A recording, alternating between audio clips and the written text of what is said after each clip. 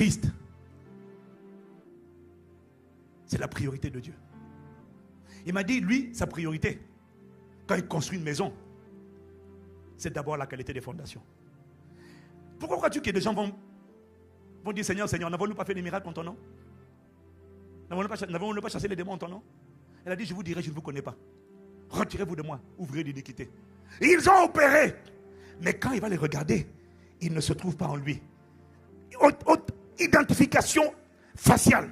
On ne voit pas le visage du lion de la tribu de Juda. On ne voit pas le visage du Christ. On ne voit pas. Il était enfoui. Il était né de nouveau. Mais le Christ n'a pas été formé. Il est resté bébé toute sa vie. Mais il n'est pas devenu un homme. Il faut que le Christ soit formé.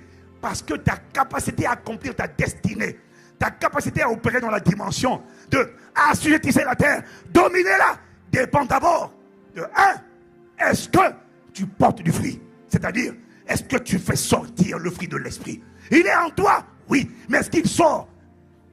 J'ai beaucoup de chrétiens. Ils veulent faire, je veux l'onction. Mais quand on regarde, l'humilité n'est pas là. L'amour de Dieu n'est pas là. La sainteté n'est pas là. La vérité n'est pas là. La douceur n'est pas là. La bonté n'est pas là. Et ça ne te gêne pas. Parce que tu n'as pas compris que la priorité de Dieu pour toi, c'est d'abord Christ. Ce qui prend le plus de temps, c'est la formation de la fondation.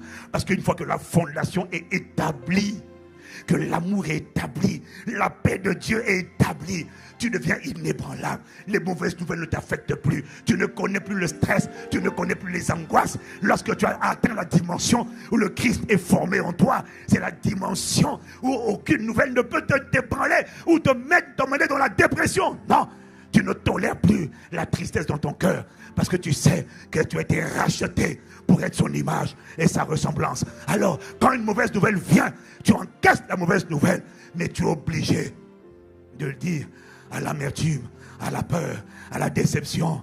Je comprends que tu veuilles frapper et habiter à l'intérieur de moi, mais je ne peux pas te tolérer plus longtemps. Je ne suis pas un temple de cohabitation.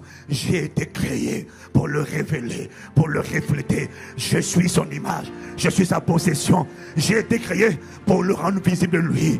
Alors, impudicité, j'aurais aimé te faire plaisir, mais même quand personne ne m'a attrapé, même quand personne ne m'a vu, dès que j'ai cette pensée d'impudicité, dès que j'ai accepté cette pensée qui a dit, tu as vu la gonzesse, elle est bien haute, tu as vu comment elle est. Dès que j'ai conçu l'iniquité dans mon cœur, je ne peux pas garder ça dans mon cœur. Je dois venir devant le trône de grâce et demander à Dieu Père pardon. Parce que sur le trône de mon cœur, les gens n'ont pas vu, mais je sais, sur le trône de mon cœur, il y a une souillure, il y a l'impudicité qui s'est mise là. C'est une graine qui a été plantée. Ah bah Père, pardonne-moi parce que j'ai péché en pensée, j'ai péché, je te demande pardon. J'ai été créé pour toi, j'ai été créé pour te révéler. Il est écrit que Christ est l'image du Dieu invisible. J'ai été créé pour te rendre visible, pour rendre visible la douceur de Dieu, pour rendre visible la bonté de Dieu, pour rendre visible l'humilité de Dieu, pour rendre visible la patience de Dieu. Je ne peux pas craquer parce que Christ est pleinement formé en moi.